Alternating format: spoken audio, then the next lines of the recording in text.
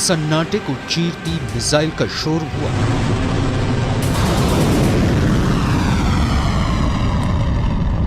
आवाज से 5 गुना रफ्तार वाली मिसाइलें लॉन्च होने लगी और फिर जमीन पर जोरदार धमाका होता है, इतना जोरदार कि जलजला आ जाता है। आग की लपटों के साथ जमीन का जर्रा जर्रा बिखर जाता है। धुएं का गुबार पूरे आसमान में छा जाता है। लगभग 50 सेकंड के इस वीडियो क्लिप से दुश्मन का कलेजा कांप उठा।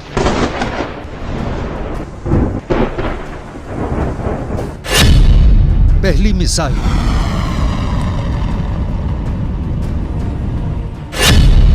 दूसरी मिसाइल,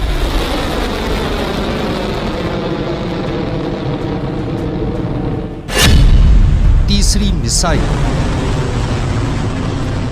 एक के बाद एक 3 मिसाइलें टारगेट पर छोड़ी जाती हैं और फिर तीनों अपने टारगेट पर कुछ इस तरह गिरती हैं।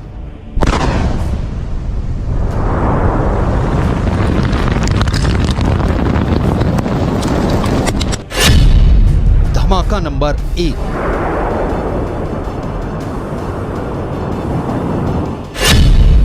धमाका नंबर 2,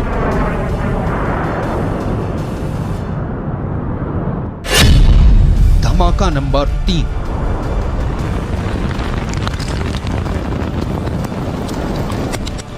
धमाका ईरान में किया गया, लेकिन इसकी आवाज तेल अवीव तक पहुंची। इस ब्लास्ट का शोर हजारों किलोमीटर दूर व्हाइट हाउस में भी सुना गया। इतना जोरदार धमाका था कि नेतन्याहू और बाइडेन का दिल बैठ गया।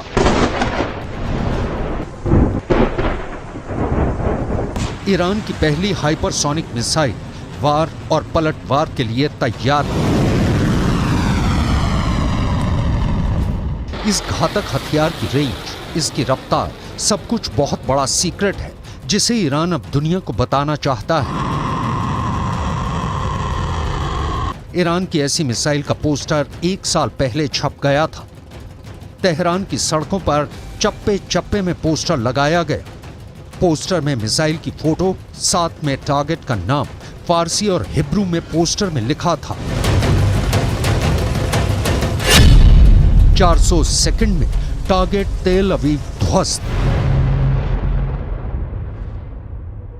यह है ईरान की फतह 2 मिसाइल। रेंज 1.5 से 2000 किलोमीटर, यानी ईरान से इजराइल तक यह हमला करेगी और इसे रोकना नामुमकिन होगा।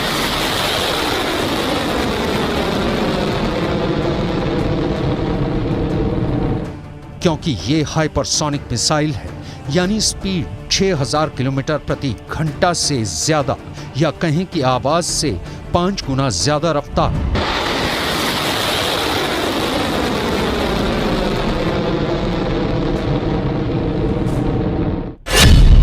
फतह का फारसी में मतलब होता है विजेता, और ईरान इसी नाम के जरिए नेतन्याहू को एक संदेश देना चाहता है।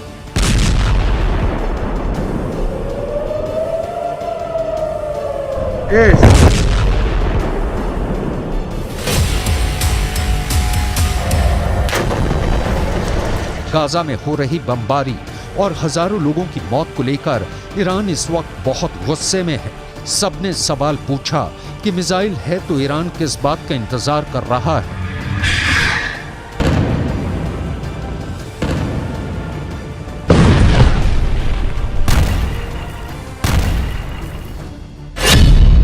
ये बात साफ है कि फतह का टारगेट इजराइल है। पिछले साल नवंबर में ईरान की इस्लामिक रिवॉल्यूशनरी गार्ड कोर यानी IRGC ने दावा किया था कि उसने एक ऐसी हाइपरसोनिक मिसाइल बनाई है जो महज 7 मिनट के अंदर इजराइल को तबाह कर सकती है। यानी इजराइल को सिर्फ 400 सेकंड में बर्बाद करने का दावा किया गया, और अब फतह 2 सबके सामने है। هستیم در فاصله 1400 کیلومتری هر هدفی رو که اراده بکنیم به حول قوه الهی دقیق اون رو مورد اصابت قرار بدیم. تخيفنا ولم تخفنا في الله أكبر الله جندي.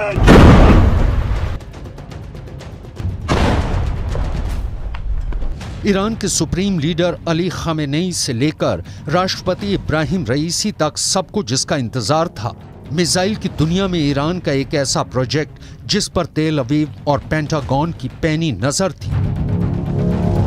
मिसाइल की ईरान की ताकत देखने के लिए दुनिया बड़ी बेसब्री से इंतजार कर रही थी। खामेनेई ने पहले इसी मिसाइल का एक सीक्रेट अड्डे पर जाकर मुआयना किया और फिर ईरान ने जोरदार बारूदी धमाका करके दोस्त और दुश्मन सभी को अपनी ताकत का सबूत दे दिया।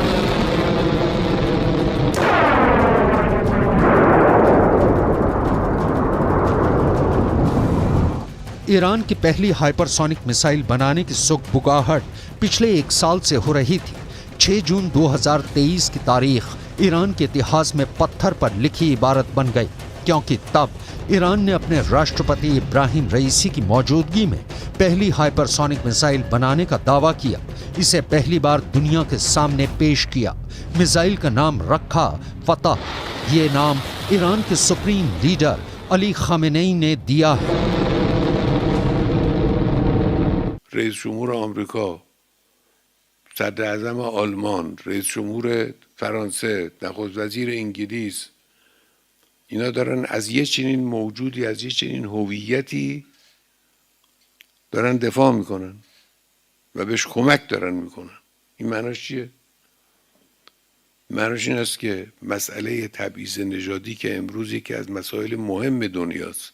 ईरान ने पश्चिम एशिया में अपने मोहरों से इजराइल की घेराबंदी की हुई है। ईरान बार बार इजराइल को धमकाता रहता है। ईरान के रेवोल्यूशनरी गार्ड के डिप्टी कमांडर अली फदावी ने एक बड़ी धमकी दी। उन्होंने कहा कि ईरान की मिसाइल के टारगेट पर इजराइल का तीसरा बड़ा शहर हाइफा है, जिसे इजराइल का गेटवे भी कहा जाता है। इजराइल की अर्थव्यवस्था में हाइफा शहर का अहम योगदान है। यहाँ इजराइल का एक पोर्ट है जहाँ समुद्री रास्ते से आने जाने वाले सामान आते हैं। फतह मिसाइल के नजरिए से देखें तो ईरान से हाइफा की दूरी 2000 किलोमीटर है और सीरिया से तो हाइफा की दूरी 600 किलोमीटर से भी कम है, लेकिन लेबनान से हाइफा की दूरी मात्र 350 किलोमीटर है। फतह 2 मिसाइल 1400 किलोमीटर से भी दूर जा सकती है। यह मिसाइल के वॉरहेड के वजन पर तय होता है। ऐसे में सवाल पैदा होता है कि अगर ईरान हाइफा को अपनी जमीन से निशाना बनाएगा तो क्या ईरान के पास 2000 किलोमीटर से दूर तक मार करने वाली मिसाइलें हैं जो हाइफा को निशाना बना सकती हैं, या फिर ईरान सीरिया और लेबनान से इजराइल के शहर हाइफा को निशाना बनाएगा। ईरान की सेना और सरकार ने दावा किया है कि इस हाइपरसोनिक मिसाइल के खौफ से अब दुश्मन आंख उठाकर देखने से पहले 1000 बार सोचेगा। अमेरिका भी इजराइल को बचा नहीं पाएगा।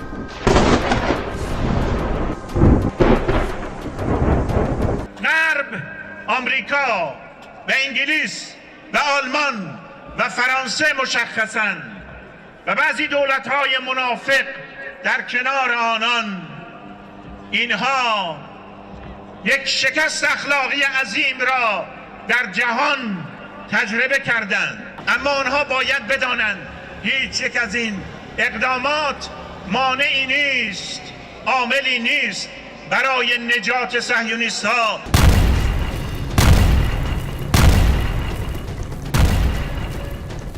सवाल है कि क्या गाजा की आग अब तेल अवीव वर्सेस तेहरान में भड़कने वाली है? क्या ईरान अपने दम पर इजराइल को हरा सकता है? और क्या फतह मिसाइल ने उसे वो भरोसा दे दिया है? صنایع دفاعی و موشکی و نظامی بومی شده، وارداتی نیست که بشه با تهدیدها و بشه با دنبال کردن دشمنان این دانش رو و این صنعت پیشرفته رو. हाल के सालों में ईरान पश्चिम एशिया में एक बड़ी शक्ति बनकर उभरा है। ईरान ने अपने वर्चस्व बढ़ाने के लिए पूरे इलाके में अपने साथ कई देशों को भी लामबंद किया है।